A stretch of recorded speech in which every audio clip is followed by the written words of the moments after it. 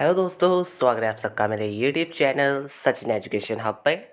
दोस्तों, आज हम बात करने वाले हैं कि मैनेजमेंट के ऑब्जेक्टिव्स क्या है। तो ऑब्जेक्टिव्स मतलब पर्पस, कि मैनेजमेंट क्यों बनाते हैं हम या मैनेजमेंट क्यों बनता है। ठीक है। तो क्यों के रिगार्डिंग हमारे पास 3 कारण होते हैं इनको तैयार करने के, यानी मैनेजमेंट को तैयार करने के there are 3 objectives. One is organisational, second is social and third is human.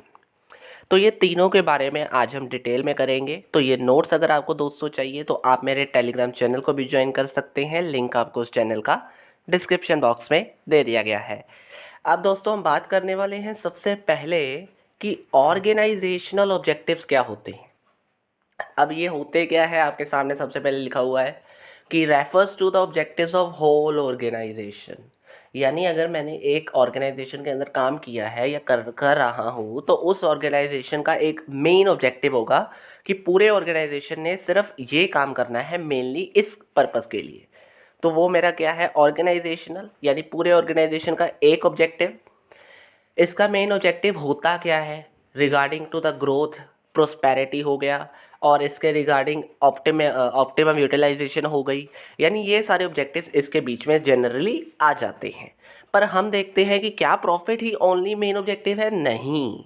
तो इस चीज़ को जानने के लिए उन्होंने देर आर, नीचे आप देख सकते हो, सम ऑब्जेक्टिव्स, यानी जो ऑर्गेनाइजेशन के मेन ऑब्जेक्टिव्स होते हैं उनमें से कुछ मेन।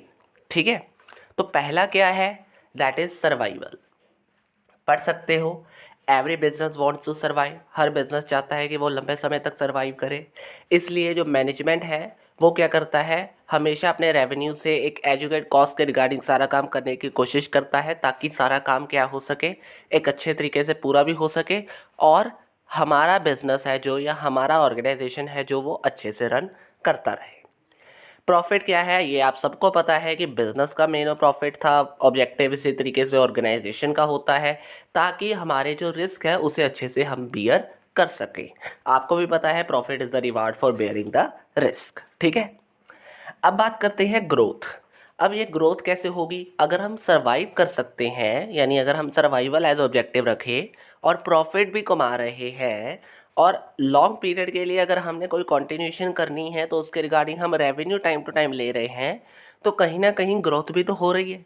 यानी हम अपना ऑब्जेक्टिव सर्वाइवल लेके रहे हैं और प्रॉफिट भी हमने अच्छे से बियर, प्रॉफिट भी ले लिया और रिस्क भी बियर कर रहे हैं। तो इन सभी चीज़ों से क्या हो रहा है, हमारा बिजनेस कहीं ना कहीं आगे बढ़ रहा है। बढ़ना ही क्या है, ग्रोथ है। ये नहीं कि बिजनेस एक्सपैंड करो, वो अलग चीज़ है। ग्रो मतलब चलता जा रहा है लंबे समय के लिए। ठीक है।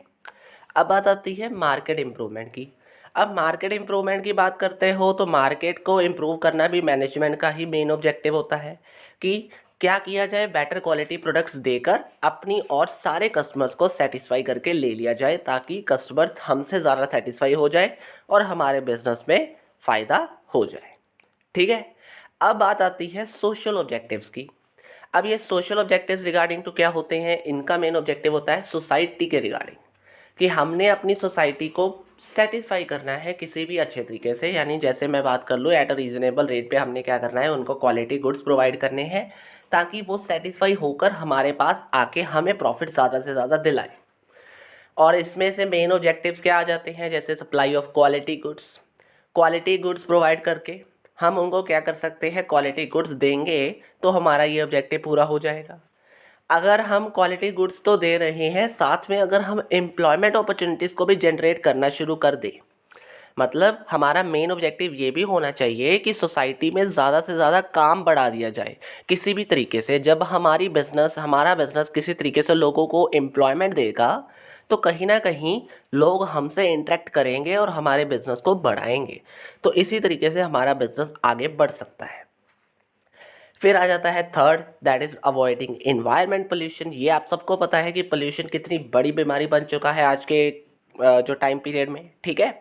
तो मैनेजमेंट को क्या करना होगा, इस पोल्यूशन प्रॉब्लम को भी ख़त्म करना होगा। ये उनका मेन ऑब्जेक्टिव है अगर सोसाइटी के अंदर उन्होंने अपना नाम बनाना है। यानी अगर वो चाहते हैं कि कहीं ना कहीं इन्वायरमेंट को कंट्रोल, मतलब अपने सोसाइटी को हमारी ओर लिया जाए या सोसाइटी को सेटिस्फाई किया जाए या कंज्यूमर सेटिस्फाई किया जाए, तो वो हो कैसे हो सकता है, वो आप अपनी सोसाइटी की ओर ध्यान देकर भी कर सकते हो कि उसमें क्या प्रॉब्लम्स चल रही हैं।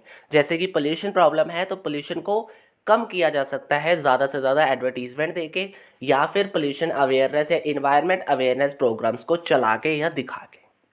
ठीक है, आपने कई बार देखा होगा कि कई बिजनेस क्या करते हैं, अपने पैम्फलेट्स के ऊपर या अपने जो साथ में चीज़ें देते हैं उनके ऊपर लिखा होता है सेव पोल्यूशन, एफॉरेस्टेशन कीजिए, डिफॉरेस्टेशन ख़त्म कीजिए, ऐसे बहुत सारी चीज़ों को लिखा होता है, सेव वाटर वगैरह, राइट। तो वो क्या है, एक तरीके से बिजनेस आपकी ओर ध्यान दे रहा है, सोसाइटी को बचाने की ज़रूरत है, तो इससे आपका ही फ़ायदा होने वाला है, बिजनेस का ही फ़ायदा होने वाला है। ठीक है, फिर आता है helping the society the in the educational facilities. Business क्या करे, मैनेजमेंट का ये भी ज़रूरी एम होना चाहिए कि जहाँ पे इन्वायरमेंट, मतलब जहाँ पे लगे कि एजुकेशनल फैसिलिटीज़ कम है उनमें ज़्यादा से ज़्यादा वो एजुकेशनल फैसिलिटीज़ को प्रोवाइड करे। ठीक है, इससे क्या होगा, जहाँ भी वो अपना ज़्यादा इन्वेस्टमेंट करेगा वहाँ से उनको बेनिफिट भी होगा। तो इन्वेस्टमेंट कहाँ कहाँ और किस किस एरिया में कर रहा है और उससे सोसाइटी का क्या क्या बेनिफिट हो रहा है, ऑटोमेटिकली वो बेनिफिट अगर सोसाइटी को हुआ अच्छे तरीके से, वो बेनिफिट बिजनेस का भी हो जाएगा, तो इससे भी फ़ायदा है बिजनेस का। और लास्ट आता है कंट्रीब्यूट टुवर्ड्स सिविल एमिनिटीज़। अगर कहीं पे लगता है कि कहीं पे सिविल एमिनिटीज़ में ज़रूरत है तो ज़रूर बिजनेस या मैनेजमेंट को क्या करना चाहिए, वहाँ पे भी अपना योगदान देना चाहिए। ये भी एक मेन पर्पस है मैनेजमेंट को बनाने का। ठीक है, तो मैनेजमेंट का ये ज़रूरी क्या होना चाहिए, पर्पस होना चाहिए कि वो इस और सभी चीज़ों की ओर ध्यान दे। अब देखो जी, आगे आ गए हमारे पास लास्ट, दैट इज इंडिविजुअल और पर्सनल ऑब्जेक्टिव्स। अब ये इंडिविजुअल और पर्सनल ऑब्जेक्टिव्स क्या कहते हैं कि these objectives are related to the employment of the employees of the organisation. ठीक है, ऑर्गेनाइजेशन में जितने वर्कर्स काम कर रहे हैं उनके रिगार्डिंग होते हैं, और उनके रिगार्डिंग क्या क्या हो सकते हैं कि उनको हमने गुड सैलरी प्रोवाइड करनी है। ठीक है, अच्छी सैलरी दे दोगे तो वो भी आपको ज़्यादा से ज़्यादा बेनिफिट देंगे, ज़्यादा से ज़्यादा आपको फ़ायदे दिलाएंगे, तो इससे आपके बिजनेस को ही फ़ायदा होने वाला है। मैनेजमेंट का दूसरा पर्सनल ऑब्जेक्टिव क्या होना चाहिए कि वो गुड वर्किंग एनवायरनमेंट क्रिएट करे, ताकि अगर एनवायरनमेंट अच्छा होगा तो ऑटोमेटिकली क्या होने वाला है, जो काम करने वाला बंदा है उसे अच्छा लगेगा, उसे अच्छा लगेगा तो वो अच्छे आउटपुट दे देगा आपको, आउटपुट अच्छी मिलेगी तो प्रॉफिट अच्छा हो जाएगा, तो फ़ायदा आपका ही है। ठीक है, तो वर्किंग एनवायरनमेंट अच्छा होगा तो तभी वो आपको अच्छा योगदान भी देगा। ठीक है, फिर आता है to provide a share in profit. Profit में जितना शेयर हो सकता है उनको दीजिए, यानी ये नहीं कि अगर उन्होंने अपनी मदद से आपको 50 लाख का ज़्यादा प्रॉफिट आज दे दिया या कहीं से आपको ज़्यादा प्रॉफिट दिला दिया तो आप वो अकेले ही ले लो, उसमें से कुछ हिस्सा अगर आप अपने एम्प्लॉयज़ को देना शुरू कर दोगे एज अ बोनस, तो एज ए इंसेंटिव, तो कहीं ना कहीं उनको अच्छा लगेगा, और अच्छा लगेगा तो वो और आगे से अच्छा बेनिफिट देंगे आपको, तो उससे आपके बिजनेस का ही फ़ायदा होने वाला है। तो मैनेजमेंट के ये सारे ऑब्जेक्टिव्स होने चाहिए ऑर्गेनाइजेशन, जैसे कि ग्रोथ हो गया, सर्वाइवल, प्रॉफिट वगैरह, सोसाइटी में बेटर क्वालिटी गुड्स हो गए, इन्वायरमेंट पोल्यूशन हो गया, इसी तरीके से ह्यूमन में गुड सैलरी हो गया, गुड वर्किंग एनवायरनमेंट हो गया। तो ये सभी ऑब्जेक्टिव्स मैनेजमेंट को देख के चलना है, और मैनेजमेंट का यही मेन पर्पस होता है बनाने का भी अपने। ठीक है, तो आज की वीडियो में तो बस दोस्तों इतना ही है। ये नोट्स अगर आपको ऑब्जेक्टिव्स के चाहिए आप मेरे टेलीग्राम चैनल को ज्वाइन कर लीजिए, वहाँ पे आपको इसका पूरा PDF मिल जाएगा। तो आज की वीडियो में बस इतना ही दोस्तों। वीडियो अच्छी लगी है, समझ आ गई है तो लाइक शेयर और सब्सक्राइब जरूर कर दीजिएगा। कोई प्रॉब्लम है तो नीचे दिए गए कमेंट बॉक्स में कमेंट भी कर सकते हो। आज की बस वीडियो में इतना ही दोस्तों। Thank you very much.